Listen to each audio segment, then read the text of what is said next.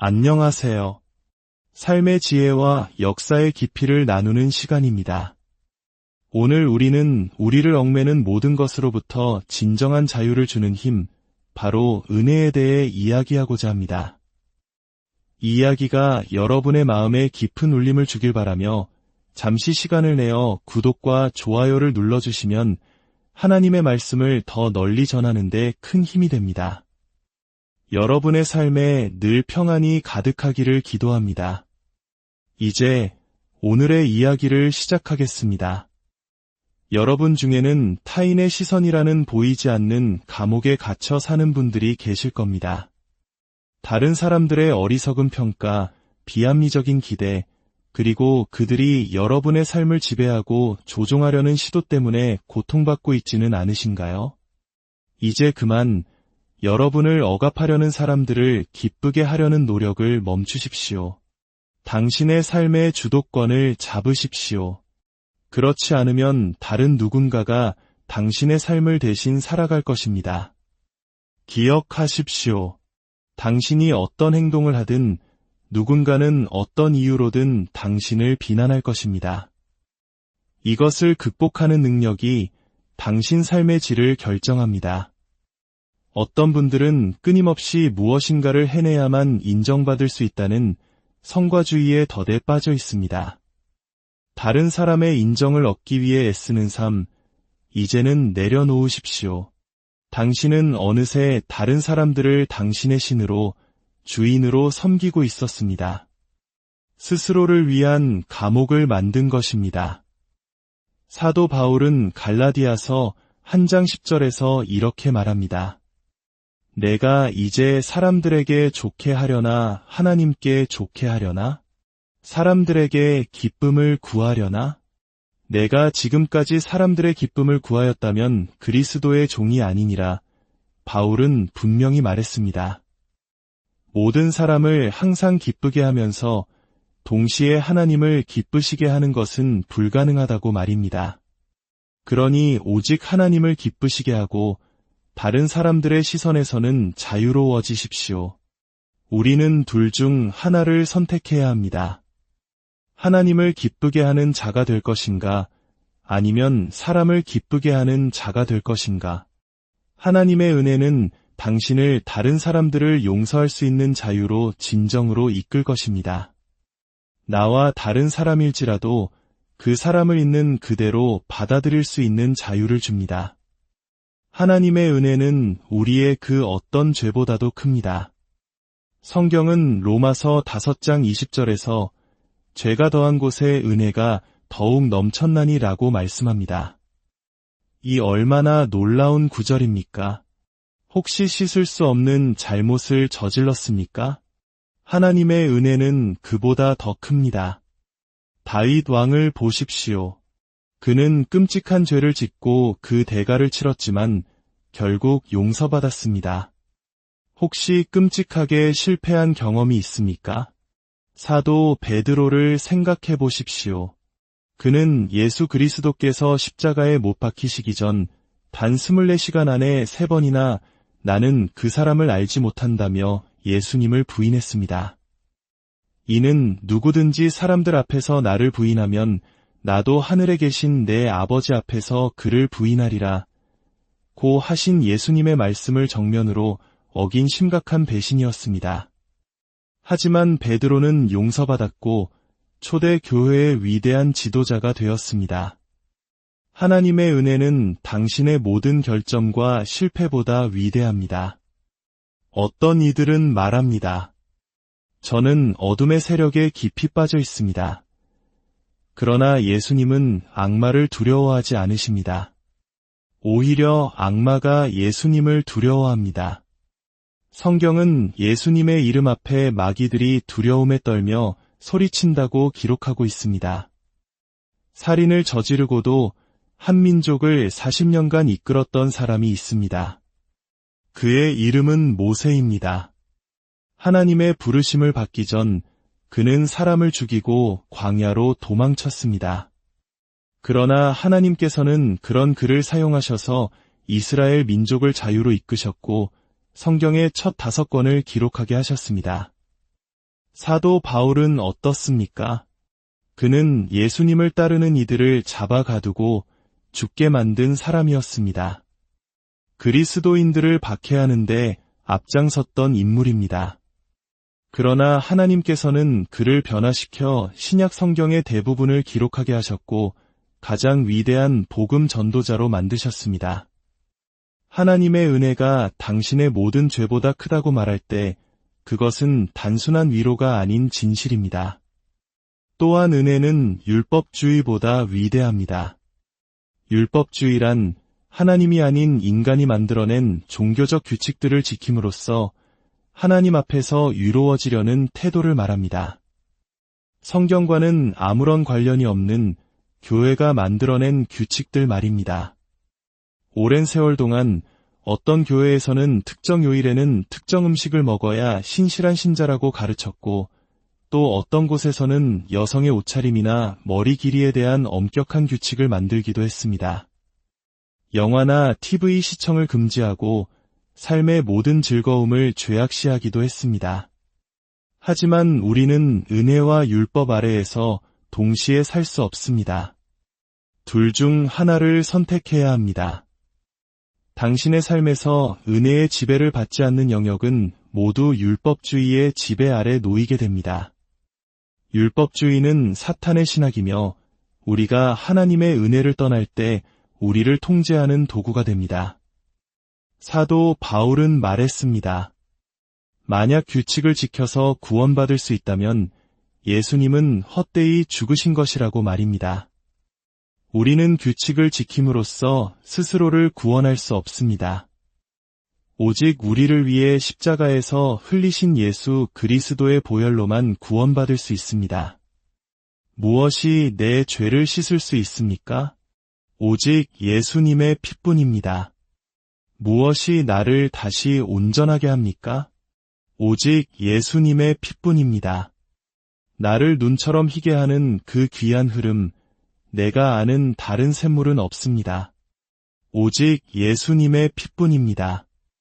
이제 은혜의 기적이 어떻게 영혼을 치유하는지 보여주는 한 편의 이야기 속으로 들어가 보겠습니다.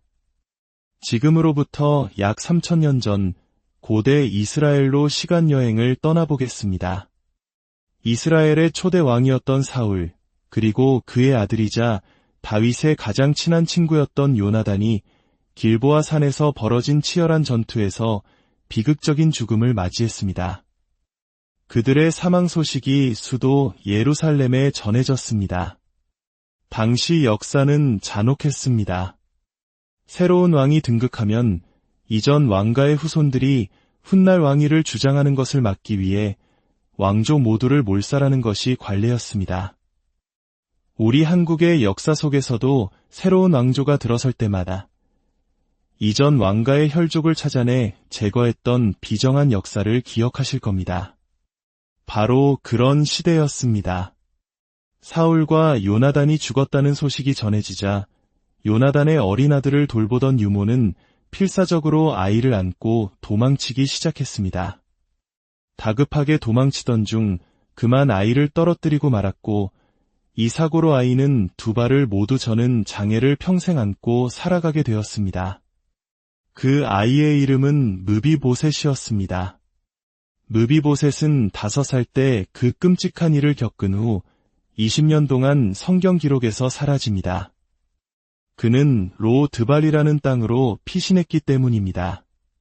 성경에서 로드발은 척박하고 메마른 땅, 가난과 소유의 장소, 두려움 속에 숨어 사는 사람들이 가는 곳을 의미합니다. 왕의 손자였던 그는 이제 아무것도 없는 황무지에서 절망 속에 살아가고 있었습니다. 세월이 흘러 어느 날 다윗 왕은 자신의 가장 소중했던 친구 요나단을 떠올렸습니다. 그리고 왕궁의 침묵을 깨는 질문을 던집니다. 내가 요나단을 생각해서 사울의 집에 남아있는 사람에게 은총을 베풀고 싶구나. 아직도 사울의 집에 남은 사람이 있느냐? 이것은 하나님의 은혜를 보여주는 장엄한 질문입니다. 자격 있는 사람이 있느냐? 가 아니었습니다. 나에게 도움이 될 만한 똑똑한 사람이 있느냐? 도 아니었습니다. 그저 아무나 남아있는 사람이 있느냐? 였습니다. 이것은 오늘날 교회가 세상에 던져야 할 질문이기도 합니다. 하나님의 집으로 와서 예수 그리스도를 발견하고 싶은 사람이 있습니까? 아무나 괜찮습니다. 많은 교회들이 소위 괜찮은 사람들, 좋은 학벌과 충분한 재산을 가진 사람들, 우리와 같은 교리를 가진 사람들만을 찾고 있을지 모릅니다. 하지만 진정한 하나님의 교회는 삶이 산산조각 난 사람, 꿈이 짓밟힌 사람, 미래에 대한 희망을 포기한 사람, 그 누구라도 환영하는 곳입니다. 가난한 자, 병든 자, 버림받은 자 모두에게 하나님의 놀라운 은혜는 새로운 시작을 선물할 수 있습니다. 다윗 왕이 다시 묻습니다. 사울의 집에 남은 사람이 누구냐? 그는 자신을 속이고 미워하고 죽이려 했던 바로 그 사울의 집안을 찾고 있었습니다. 10년이라는 긴 세월 동안 자신을 짐승처럼 쫓았던 원수의 가문을 말입니다. 혹시 당신의 삶에도 그런 사울이 있습니까? 당신에게 깊은 상처를 주고 파괴하려 했던 강력한 원수가 있습니까? 혹시 그 사람이 당신의 가족입니까? 성경은 말합니다. 너희를 사랑하는 자만 사랑하면 아버지의 사랑이 너희 안에 거하지 않는다고. 은혜란 사랑할 수 없는 사람을 사랑하는 것입니다. 은혜란 자비 없는 자에게 자비를 베푸는 것입니다. 은혜란 완전히 악한 자에게 선을 행하는 것입니다. 은혜란 용서할 수 없는 자를 용서하는 것입니다. 이것이 바로 예수 그리스도께서 우리에게 보여주신 사랑입니다. 또 다른 위대한 용서의 이야기가 있습니다. 바로 요셉의 이야기입니다. 요셉은 아버지의 사랑을 독차지한다는 이유로 형들의 미움을 받았습니다. 형들은 그를 구덩이에 던져 죽이려다 이집트로 가는 상인들에게 노예로 팔아버렸습니다. 이집트에서 그는 억울한 누명을 쓰고 10년 넘게 감옥에 갇혔습니다.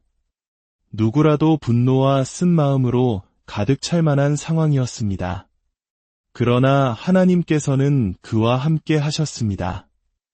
요셉은 꿈을 해석하는 능력으로 파라오의 총애를 받아 이집트의 총리가 되었고 세상에서 두 번째로 강력한 사람이 되었습니다. 기근이 들자 요셉의 형들이 곡식을 구하러 이집트로 왔습니다. 이제 모든 권력은 요셉의 손에 있었습니다. 그는 자신을 팔아넘긴 형들에게 얼마든지 복수할 수 있었습니다. 하지만 그는 그렇게 하지 않았습니다. 요셉은 형들을 끌어안고 울며 말했습니다. 내가 당신들의 아우 요셉입니다. 그리고 그들은 가족으로서 함께 울며 화해했습니다. 혹시 당신의 가정에는 화목이 있습니까? 요셉은 복수 대신 용서를, 미움 대신 은혜를 선택했습니다. 다시 다윗의 이야기로 돌아가 봅시다. 신하가 대답합니다. 요나단의 아들이 하나 남아있기는 합니다만 그는 두 발을 저는 장애인입니다. 그 목소리에는 왕이시여 그런 사람은 왕궁에 어울리지 않습니다. 그는 우리와 다릅니다라는 냉소와 교만이 섞여 있었습니다. 모든 교회, 모든 공동체에는 이처럼 스스로를 의롭다 여기며 하나님의 은혜를 가로막는 은혜의 살인자들이 숨어 있을 수 있습니다. 그들은 저 사람은 우리와 어울리지 않아라는 말로 하나님의 자녀들을 분리시킵니다. 하지만 성경은 부유한 신자와 가난한 신자를 구분하지 않습니다. 오직 구원받은 자와 구원받지 못한 자, 그리스도께 나아온 자와 그리스도를 거부한 자가 있을 뿐입니다. 다윗은 므비보셋이 얼마나 심하게 다쳤는지 묻지 않았습니다. 그저 그가 어디에 있느냐? 라고 물었습니다. 그는 로드발에 있습니다. 저 멀고 척박한 땅에 있습니다. 많은 분들이 지금 로드발에 살고 있을지 모릅니다. 기쁨도, 평화도, 웃음도 없는 결핍의 땅, 삶의 방향을 잃고 중독적인 습관의 수치심을 느끼며 누군가를 향한 분노와 거절감에 사로잡혀 있는 곳. 당신을 위한 좋은 소식이 있습니다. 다윗 왕이 므비보셋을 찾으러 사람을 보냈던 것처럼 영광의 왕이신 예수 그리스도께서 지금 당신을 찾고 계십니다. 왕이 보낸 사자들이 로드발에 도착했을 때 므비보셋은 얼마나 두려웠을까요? 이제 죽었구나. 결국 나를 찾아냈구나. 그는 두려움에 떨며 다윗 왕 앞에 엎드렸습니다. 그러나 다윗은 말합니다. 두려워하지 말아라. 나는 내 아버지 요나단으로 말미암아 내게 은혜를 베풀 것이다. 내 할아버지 사울의 모든 밭을 내게 돌려주고 너는 항상 내 식탁에서 함께 먹게 될 것이다. 성경은 이렇게 기록합니다. 므비보셋이 예루살렘의 산이라. 그는 항상 왕의 상에서 먹음으로. 그는 두 발을 다 절더라. 매일 므비보셋이 왕의 식탁에 와서 앉을 때마다 그는 자신의 상처 입고 뒤틀린 두 발을 아름다운 식탁보 아래로 감추었습니다.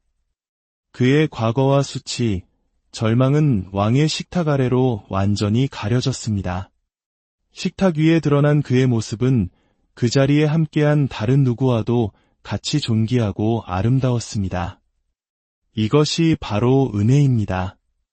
우리가 예수 그리스도의 식탁에 나아갈 때 우리의 모든 죄와 상처, 실패의 과거는 그분의 십자가 보혈 아래 가려집니다.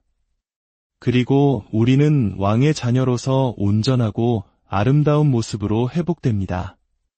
므비보셋은 생각했을 겁니다. 정말 믿을 수 없는 날이다. 오늘 아침만 해도 나는 로드발의 허름한 오두막에서 누더기를 걸치고 있었는데 오늘 밤 나는 왕궁에서 다윗 왕과 함께 식사하고 있구나. 여러분, 오늘 이 자리에 분노와 쓴 마음을 품고 계신 분이 있습니까? 가족 중 누군가에 대한 미움으로 고통받고 있습니까? 오늘이 바로 그 감옥에서 걸어 나올 날입니다. 그 고통에서 해방될 날입니다. 그 미움을 그대로 두면 결국 그것이 당신을 파괴할 것이기 때문입니다. 하나님의 은혜가 당신을 부르고 있습니다. 절망의 땅로 드발에서 당신을 이끌어내어 왕의 식탁으로 초대하고 계십니다. 이제 주님께서 여러분에게 복을 주시고 여러분을 지키시기를 원하며 주님께서 그의 얼굴을 여러분에게 비추사 은혜 베푸시기를 원하며 주님께서 그 얼굴을 여러분에게로 향하여 드사 평강 주시기를 기원합니다. 오늘 말씀을 통해 여러분의 마음속에 있는 모든 미움과 분노가 사라지고 예수 그리스도의 이름으로 모든 관계가 회복되는 평화가 임하기를